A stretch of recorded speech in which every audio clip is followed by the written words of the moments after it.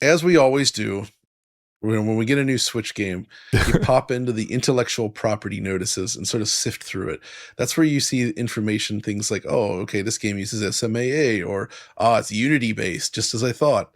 That sort of thing. It's always revealed within. People spotted for this game, though, something called RTXGI from NVIDIA. And there was an initial reaction like, oh my gosh, everything's ray traced here. But in reality, RTXGI can also be used to do offline rendering. It can essentially bake out lighting. And Oliver, I'm pretty sure that's what we're seeing here based on the results. But that's okay, right? Yeah, so NVIDIA's RTX GI here has a number of functionalities, and basically what it seems likely that they're doing here is they're probably using RTX GI in kind of an offline fashion to bake out perhaps GI probes, possibly to light dynamic objects. So that would be a pretty common use case here. Indeed, the game seems to rely a lot on light maps, I would say.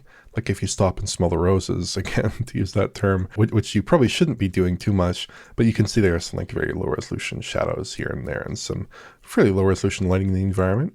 It looks good at speed. I think that's the key thing here. And I think that this game is making a lot of the same calls as we've seen in recent Mario Kart games, which are built obviously under similar constraints, where again, they're really focusing on creating kind of an interesting environment, interesting flashes of color, interesting lighting that is broadly correct, but perhaps not very precise.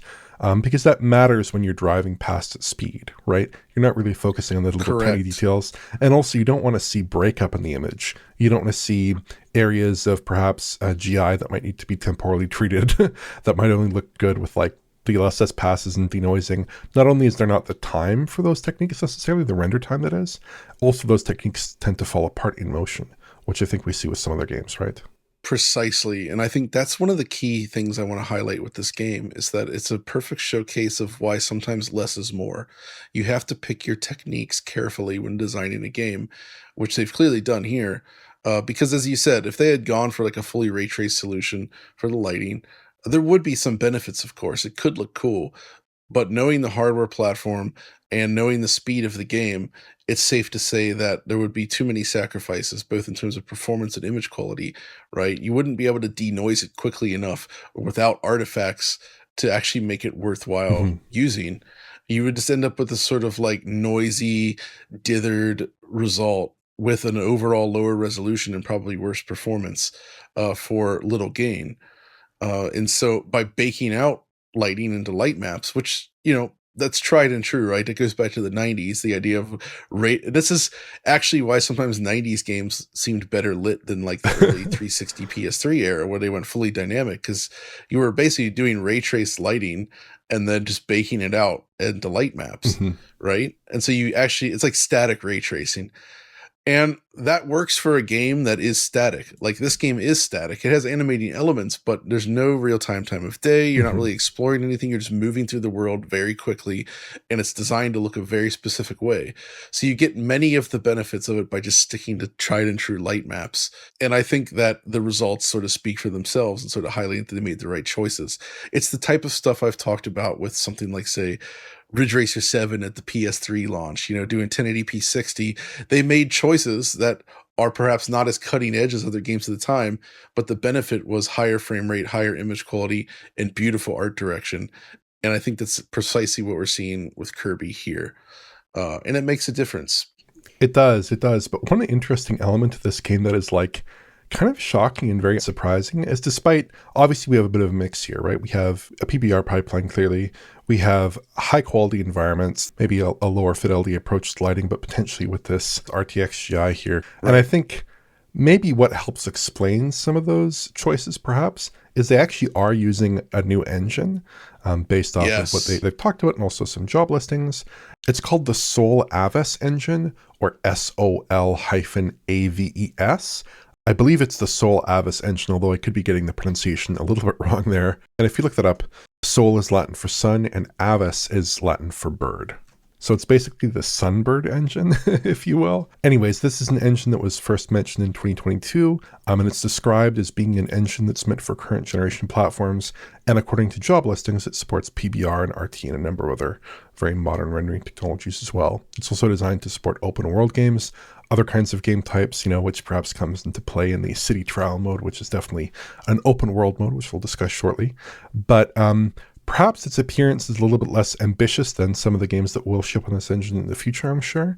But it seems like Namco Bandai is trying to get away from Unreal, which is primarily the engine they've used, third-party engine they've used for most of their games over the past, 10 years, 5 years, something like that, right, with lots of their titles. But I think overall, it produces a good result. It performs well, it runs well, it looks good, and they've clearly achieved something that's quite visually striking in this game, and quite visually unique as well. There's nothing really else like it on the market at the moment. Yeah, exactly. And that's I'm very eager to see where this goes, because obviously beyond producing their own games, and Bandai Namco has focused very heavily on Unreal Engine games to this point. This could be a good chance to get away from that, especially in, multi-platform scenarios. But obviously Bandai Namco also has a strong relationship with Nintendo, contributing to some of its titles. Mm-hmm.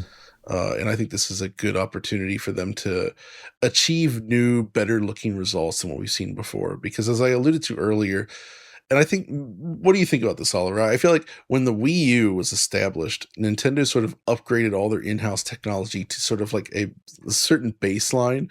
And I feel like they've sort of largely stuck to that baseline for the past decade, with like similar types of rendering features. Mm-hmm. Like even in cases where things were a little bit further pushed out, like, Breath of the Wild, for instance, there's still a lot of commonalities in the way that things just look and work. They may not be exactly the same engines, but you can see that there was a lot of similar thinking going on in terms of how the rendering occurred. And you can see here that that's quite different with with Kirby Air Riders, which lends the game a pretty cool, unique look. And I'm really happy to see this. And in fact, on the website, they're actually still recruiting people, engineers, for working on this engine. So I'm very curious to see what other ambitions Namco might have in store for this engine going forward. Yeah, I think we're just starting to begin to see the fruits of Nintendo perhaps pushing in more interesting directions with their engine Yep. technology. Obviously, in Donkey Kong Bonanza, we saw the introduction of new voxel technology that certainly looked very interesting.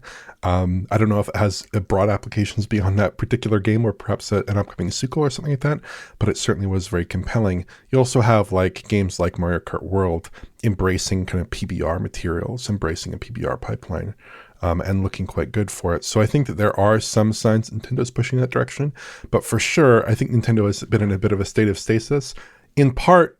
Perhaps that's an internal directive, but also in part, when you look at the Wii U, when you look at the Nintendo Switch, there's not a gigantic difference in capabilities that No. favors the Switch. It So it made makes sense. sense. It made sense. It made sense.